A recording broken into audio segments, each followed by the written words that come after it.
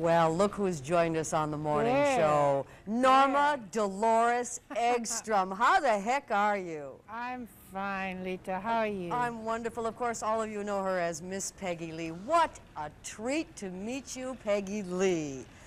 Thank you. It's a treat to meet you, Leta. Peggy, I understand this is the fourth release of the old Disney classic, Lady and the Tramp. How did they decide when the program would be re-released? How do they go about making that decision? Well, I understand it's about, I think, the third largest grossing picture in motion picture history or something like that. And so obviously they have a classic on their hands. And it seems to me they put it out every 7 years. I'm not quite sure about that. Is that right?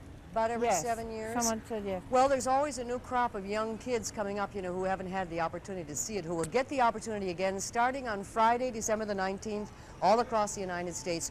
When you initially did that film, did you know you'd be so intimately involved as you are, Peggy? No, well, first of all, I didn't have any idea that it would be a classic. I was just thrilled to work with Walt Disney. Yeah. And Sonny Burke and I did the score. And then, as a matter of course, we did the demo records for the animators. And because of that, Walt wanted me to sing the songs in the movie. But the lady and the Tramp, and Yes. then aren't you the Pekingese, voice of the Pekingese too? That dog was named after me, Peg. Oh, that's Peg the Pekingese. Right, and then there's the two cats and Darling. I was two cats and a dog and Darling. Did you hear that horse clopping away here? Is there a horse in the background? Well, he was. He stopped now. Well, listen, you're from up in Jamestown, North Dakota, Peggy. You should know about horses, shouldn't you? Oh yes, I know about all kinds of animals. Let's go back a few years to Jamestown, North Dakota, and when you decided to get into the business, what age were you? And I understood you went to work for a radio station up there?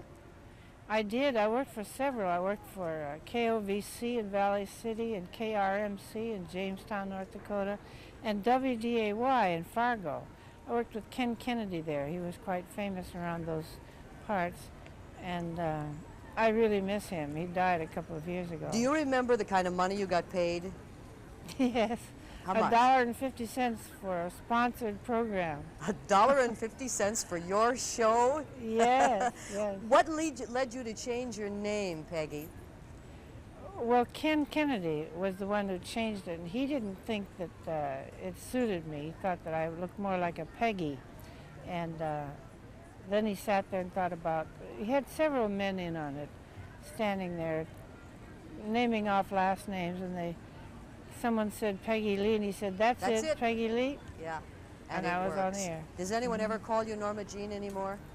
Once in a while, Quincy Jones likes to call me that. Oh, he would. Yeah. You know, Peggy, of the 631 songs that you have recorded, I'm going to tell you the one that I was most impressed by. You tell me first the one that was the most important song for you. Oh, Let's see if we agree. I hope we do. I don't know. I suppose Fever. Maybe Fever. You know, I wrote those special lyrics on that and didn't copyright them. And I noticed recently that it's printed on the sheet. And I'm not credited. It taught me a lesson, a valuable lesson. So I advise all young songwriters, copyright your material. Do they know how to go about the copyright? Well, they can write to the U.S. Copyright Department and find out. Or ask ASCAP or BMI, somebody like that. Fever is a unique song, certainly, but the song for me that is so haunting, I will never forget this, is, of course, your Grammy Award-winning song back in, I think, in 1970, Is That All There Is? Oh. You the know minute you say haunting, I know what you mean, because it haunted me.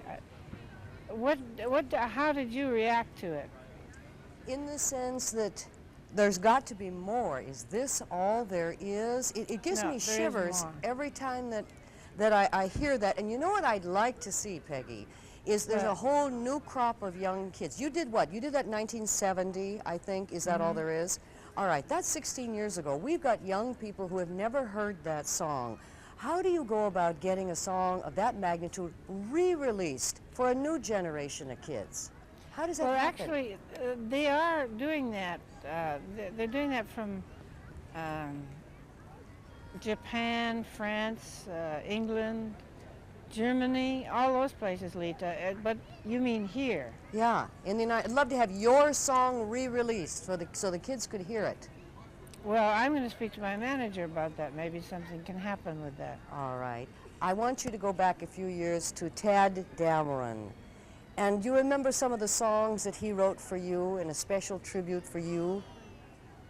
Oh. Do you remember Tad Dameron, the composer? Yes, what's that name out of the past. A wonderful composer.